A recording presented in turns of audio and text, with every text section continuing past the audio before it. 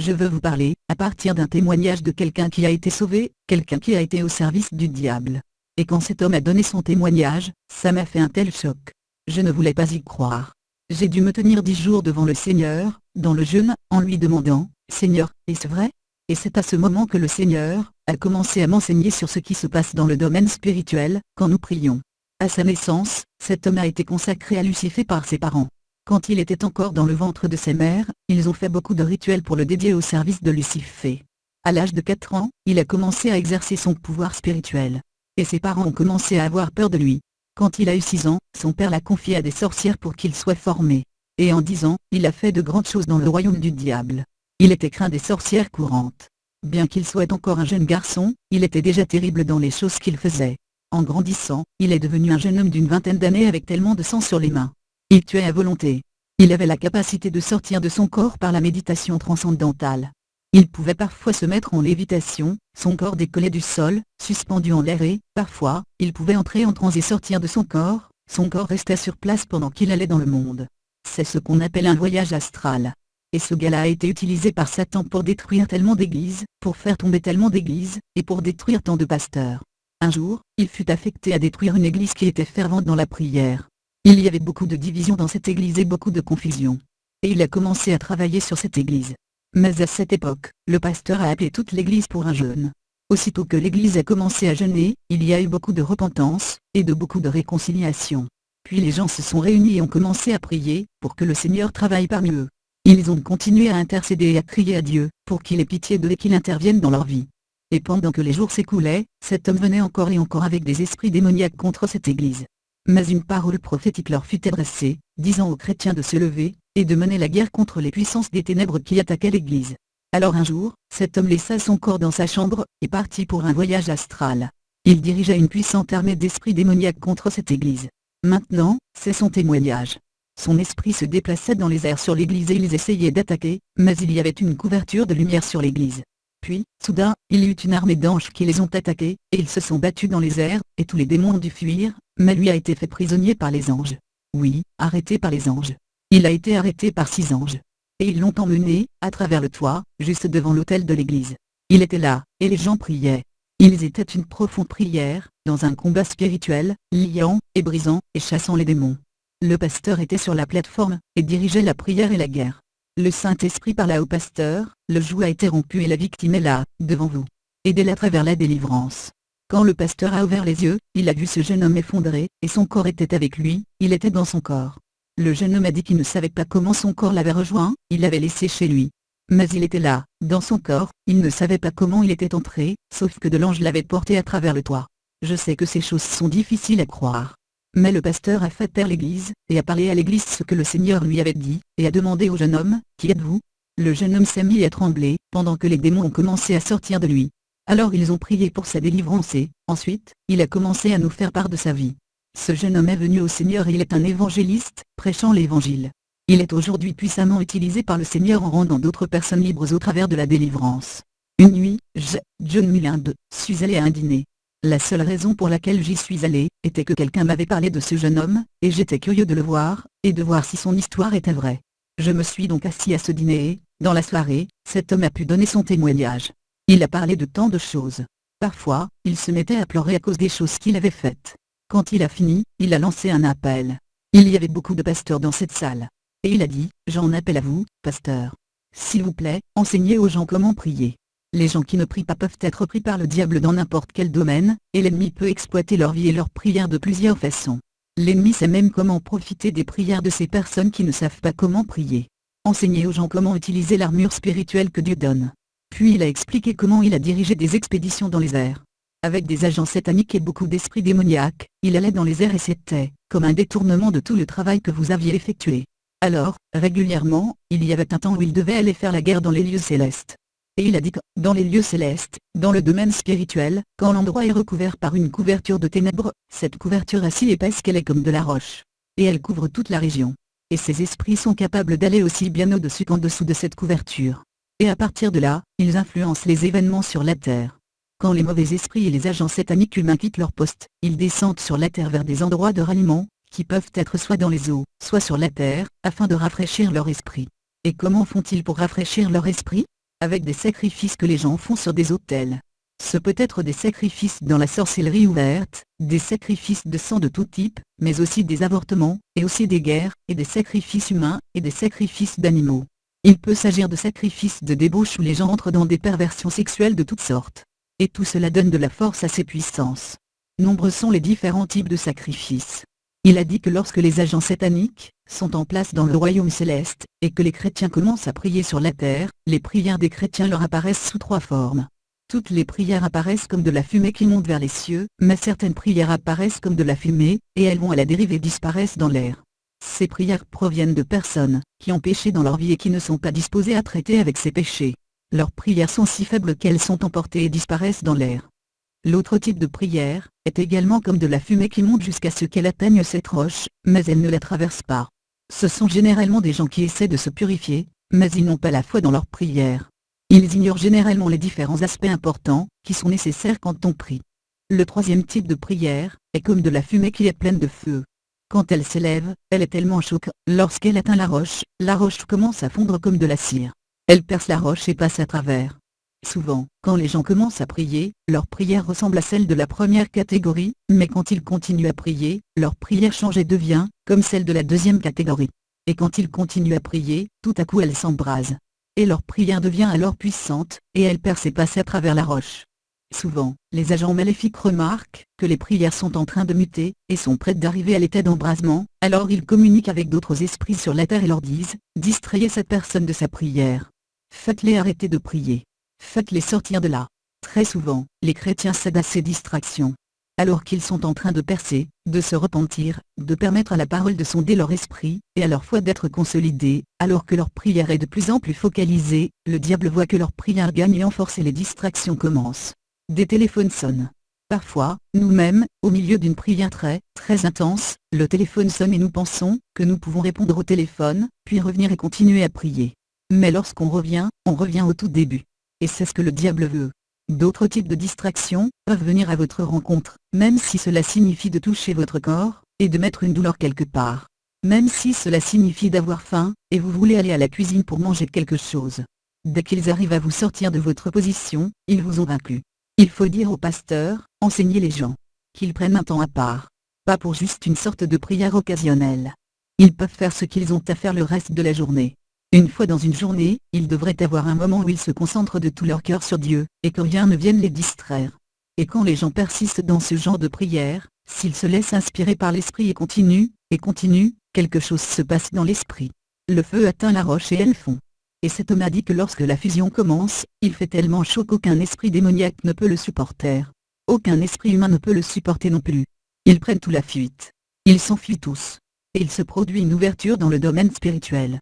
Et dès que cela arrive, tous ces problèmes dans la prière s'arrêtent. La personne qui prie sur la terre, ressent juste que sa prière devient soudain si douce, si agréable, si puissante et intense.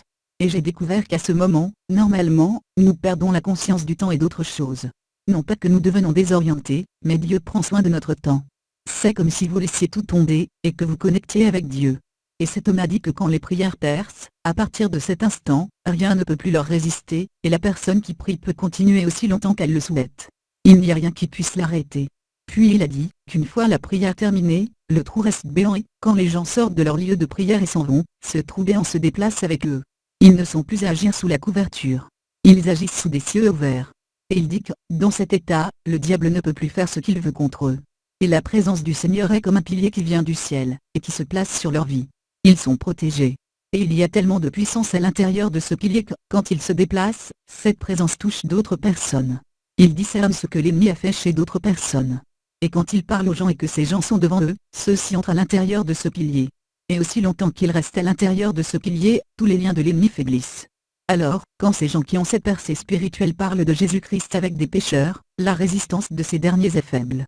Et c'est si facile de les sortir des ténèbres. Quand ils prient pour les malades ou prient pour quelque chose, cette présence fait toute la différence. Et cet homme dit que le diable déteste ces gens-là. Et il a dit que s'il y a des endroits où la prière est régulièrement pratiquée de cette manière, la présence vient sur cet endroit et ne la quitte pas. Ainsi, même les gens qui ne connaissent pas Dieu, quand ils viennent dans ce lieu, tout d'un coup, tous leurs liens sont fragilisés. Et si quelqu'un prend soin de nous les enseigner patiemment et dans l'amour, il peut facilement les arracher des ténèbres, non pas par la puissance, ni par la force, mais par l'Esprit de Dieu qui est présent. Mais il a dit que si personne ne prend soin de ces gens, ils entrent dans la présence, ils se sentent coupables, ils commencent à se poser des questions pour savoir s'ils doivent céder ou pas, mais ils ne sont pas arrachés aux ténèbres et, quand ils s'éloignent de là, leurs liens deviennent encore plus forts. Et le diable fait tout son possible pour ne pas leur permettre de revenir dans ce genre d'environnement. Vous pouvez imaginer que nous étions tous assis à regarder cet homme. Il nous racontait les choses qu'il utilisait pour agir, et ce qu'il faisait pour voir. Puis il nous a dit ce qu'ils font aux gens qui percent dans la prière. Il a dit qu'il repère ces gens, il les étudie et relève tout ce qu'ils peuvent trouver sur ces personnes. Alors, ils connaissent ses faiblesses, et quand l'un d'eux les tient en échec dans la prière et terce, ils communiquent avec d'autres esprits et disent, ciblez-le avec ceci, et avec cela, ce sont ses faiblesses. Alors, quand cette personne sort de son lieu de prière, l'esprit de prière est sur lui, la présence de Dieu est sur lui, son esprit est fortifié, la joie du Seigneur est sa force.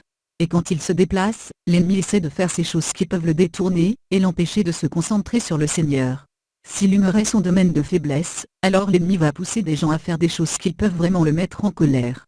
Et s'il n'est pas sensible à l'Esprit Saint, et qu'il se laisse aller à la colère, il détourne ses yeux du Seigneur. Il se met en colère, et quelques minutes plus tard, il veut mettre tout ça derrière lui et continuer à marcher dans la joie du Seigneur. Mais il ne la ressent plus. Il essaie de se sentir bien à nouveau, mais il ne le peut toujours pas. Pourquoi ? Quand il a cédé à la tentation, ils ont travaillé dur pour refermer la porte d'en haut. Et une fois qu'ils ont restauré la roche, la présence de Dieu est coupée. La personne ne cesse pas d'être un enfant de Dieu, mais ce supplément d'onction qui était sur sa vie, cette présence qui peut agir sans qu'il n'y ait rien à faire, cela est juste coupé. Les démons cherchent où sont les faiblesses des gens. Si c'est dans la tentation sexuelle, l'ennemi va préparer des gens, des événements, quelque chose qui va soudainement faire ressortir cette passion pour aller vers cette tentation. Et si l'homme cède à cette tentation, accepte de recevoir ses pensées, il se distrait, et quand il en a fini de prier, et qu'il veut à nouveau se déplacer dans l'onction, il s'aperçoit qu'elle n'est tout simplement plus là. Peut-être vous dites-vous, ce n'est pas vrai. Rappelez-vous seulement ce que la Bible dit, mettez le casque du salut. Mettez sur la cuirasse de la justice. Normalement, nous ne faisons pas attention à l'utilité, à la fonction de ces armes de guerre. Mais rappelez-vous ce que Jésus nous demande de prier à la fin du Notre Père, ne nous soumets pas à la tentation, mais délivre-nous du malin. Chaque fois que vous avez une percée dans la prière, quand vous arrivez à la fin, n'oubliez pas que vous n'êtes encore qu'un humain, faible. Rappelez-vous que vous n'êtes pas encore parfait. Demandez au Seigneur, et dites, Seigneur, j'ai aimé ce temps de prière, mais quand je sors dans ce monde, ne me soumets pas à la tentation. Ne me permets pas de marcher dans les pièges du diable. Je sais que l'ennemi a mis des pièges devant moi. Je ne sais pas sous quelle forme. Mais je sais que je suis encore faible dans certains domaines. Je sais que si je me trouve au mauvais endroit, je risque de céder. Protège-moi, Seigneur. Quand tu me vois me diriger vers là où se trouve le piège, fais-moi juste me tourner de l'autre côté. Interviens, ô Seigneur. Ne me permets pas d'avancer juste avec ma propre force et ma propre capacité. Délivre-moi du malin. Dieu est capable de le faire. Il est capable. C'est pour ça que, parfois, quand des choses arrivent, tout ce que vous avez à dire c'est « Merci, Jésus ». C'est pour ça que l'apôtre Paul a écrit et dit en 1 Thessaloniciens 5h18, « Rendez grâce en toutes choses, car c'est à votre égard la volonté de Dieu en Jésus-Christ. » Certaines choses ne sont pas bonnes. Elles peuvent être douloureuses. Et nous nous demandons pourquoi Dieu ne nous les permet pas. Si seulement nous savions qu'il ne fait que nous sauver de ces choses, nous le remercierions. Quand nous apprenons à faire confiance au Seigneur, nous le remercions en toutes choses. Bien-aimé, je ne sais pas s'il faut aller plus loin, parce que je ne veux pas commencer quelque chose que je ne pourrai pas terminer. Permettez-moi juste de passer à l'étape suivante. Cet homme a dit que quand la prière perce comme ça, la réponse arrive toujours. Il a dit qu'il ne connaît pas un seul cas où la prière a percé et où la réponse n'est pas arrivée. Il dit que la réponse arrive toujours, mais que, dans la plupart des cas, la personne qui a demandé n'arrive jamais à avoir cette réponse. Pourquoi ? À cause de batailles dans les lieux célestes. Il dit que pendant le temps où ils réussissent à couper la liaison avec le ciel et à restaurer la roche, ils regardent cette personne et ils attendent, parce qu'ils savent que la réponse est définitivement reportée. Et puis cet homme a parlé de quelque chose qui a vraiment ébranlé ma foi. C'est à cause de ce qui suit et qu'il a partagé avec nous, que j'ai fait un jeûne de 10 jours pour demander, Seigneur, est-ce vrai ? Peux-tu me le prouver ? Cet homme a dit que chaque chrétien a un ange à son service. Maintenant, nous savons ce que la Bible dit des anges en Hébreux 1h14, ne sont-ils pas tous des esprits au service de Dieu, envoyés pour exercer un ministère en faveur de ceux qui doivent hériter du salut ? Il a dit que quand les gens prient, la réponse arrive dans les mains de l'ange. Et l'ange apporte la réponse, comme on peut le lire dans le livre de Daniel. Puis il a dit quelque chose de vraiment difficile, si celui qui prie connaît les armes spirituelles et s'en est revêtu, la réponse vient par un ange qui est également revêtu de l'armure complète. Mais si celui qui prie ne fait pas attention à son arsenal spirituel, leurs anges viennent sans armure spirituelle. Les chrétiens qui ne se soucient pas de cela arrivent dans l'âme. Ils ne combattent pas dans l'esprit. Leurs anges viennent sans leur casque. Quelle que soit l'arme spirituelle que vous ignorez sur la terre, l'ange ne l'a pas non plus quand il vous sert. En d'autres termes, notre armure spirituelle n'est pas la protection de nos corps physiques, c'est la protection de nos exploits spirituels. Cet homme a dit que, lorsque l'ange arrive, les démons se focalisent dessus, ils le regardent et repèrent les zones qui ne sont pas protégées, et ce sont ces zones qu'ils attaquent. S'il n'a pas de casque, il tire sur sa tête. S'il n'a pas de cuirasse, il tire sur sa poitrine.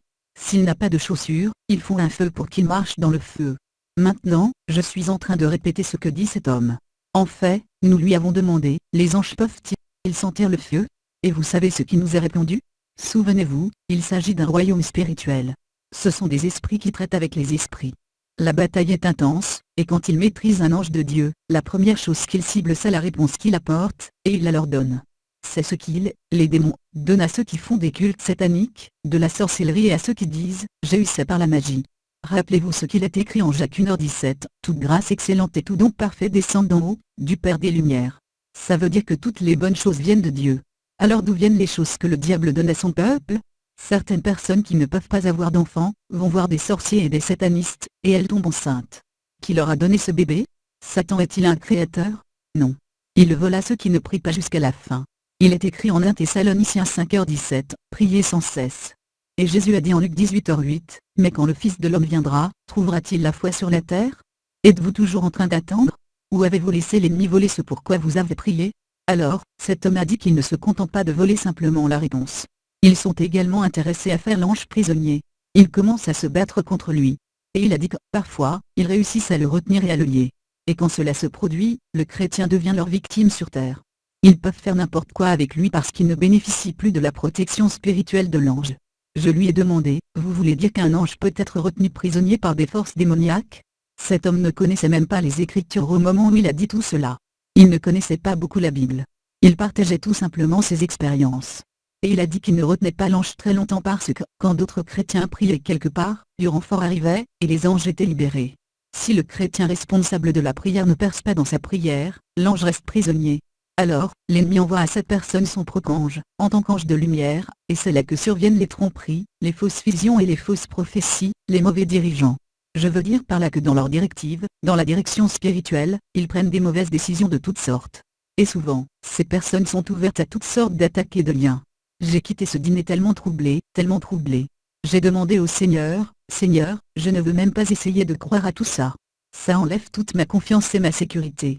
Quand je me suis mis devant le Seigneur pendant ces 10 jours, le Seigneur a fait 2 choses. Premièrement, non seulement il a confirmé tout ce que j'avais entendu, mais en plus il a ouvert mon esprit pour voir beaucoup plus que ce que cet homme n'avait pu nous dire concernant ce qui se passe dans le domaine spirituel. Deuxièmement, il m'a montré ce que nous sommes censés faire, quand cela arrive afin que nous ne soyons pas vaincus, mais que nous puissions vaincre. Nous avons besoin de connaître 3 choses, et de vraiment prendre la mesure de ces 3 choses. 1. Comment agir avec les armes dans notre combat. La Bible les appelle les armes de Dieu. Ce ne sont pas nos armes, ce sont les armes de Dieu. Quand nous les utilisons, nous permettons à Dieu de se battre pour nous. 2. Comprendre la relation entre le ministère des esprits, les anges, et notre vie spirituelle. Et être attentif à ce qui se passe dans notre cœur, comme responsable pour que ce qui doit se passer dans l'esprit en ce qui nous concerne. 3. Le Saint-Esprit. Le Saint-Esprit n'est pas censé venir en tant que notre serviteur, pour nous servir et nous apporter des choses. Il n'est pas à courir de droite à gauche, vers le Père pour lui faire part de ce dont nous avons besoin. Ça, c'est le travail des anges. Mais il se tient à nos côtés. Pour quoi faire? Nous guider, nous enseigner, nous conduire, nous aider à prier de la bonne façon. Et quand ces choses se produisent dans le domaine spirituel, il nous dit, et parfois il vous réveille dans la nuit et dit, prie. Vous dites, non. Ce n'est pas encore l'heure. Et il dit, prie maintenant. Pourquoi? Parce qu'il voit ce qui se passe dans l'esprit. Quelquefois il dit, demain, tu jeûnes. Vous dites, oh, non, je commencerai lundi. Mais lui sait ce qui se passe dans le domaine spirituel. Nous devons apprendre à être sensibles au Saint-Esprit. Il nous guide dans les sentiers de la justice. Bien-aimés, nous devons nous arrêter ici. Peut-être que demain matin, nous pourrons parler de comment avoir une prière efficace, apprendre à faire la guerre dans l'esprit, et comment nous pouvons faire une percée. Comment maintenir notre percée, une fois que nous l'avons obtenue. Et une fois que nous apprenons ça, prier devient agréable. Puis, nous apprenons une chose, cette bataille n'est pas la nôtre, la bataille est à notre Seigneur. Alléluia. Nous allons juste nous lever.